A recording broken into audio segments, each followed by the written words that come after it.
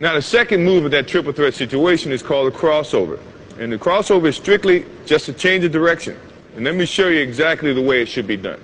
In protecting the basketball, you're jabbing with your right foot, and the defense sometimes react that way, and you want to change your direction. This is what most of the people do that's going to get called for traveling. In jabbing with this right foot, they get so quick, they go this way by moving their left foot, which is your pivot foot. That is traveling in any league. So the correct way to do it is when you jab, now you're going to pick up the same foot that you jabbed with and change directions. And in putting the ball down, good defensive players, if you put the ball out here, have long enough arms. Scottie Pippen, for one, can slap it. Your momentum is going this way and the ball is going that way. Good way to correct that is when you jab, now you change.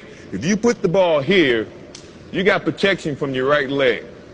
Your hand should be here protecting the basketball anyway.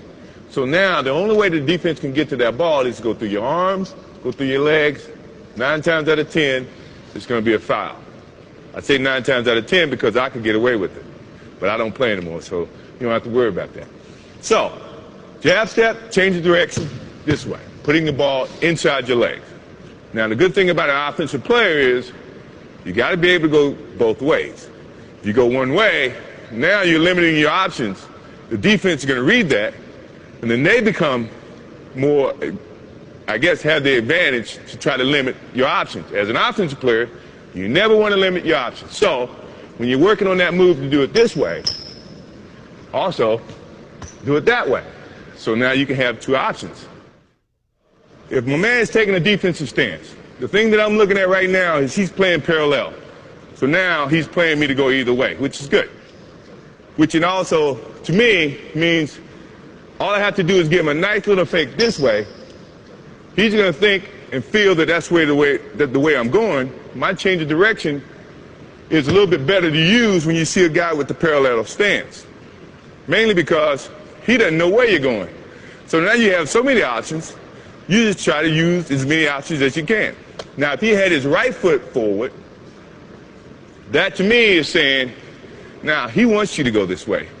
The last thing I want to do is go where the defense wants me to go. I want to go opposite. So this is when now he takes his step that way. To change of direction means he's got to pick up this foot and open, then slide to keep up to you as an offensive player.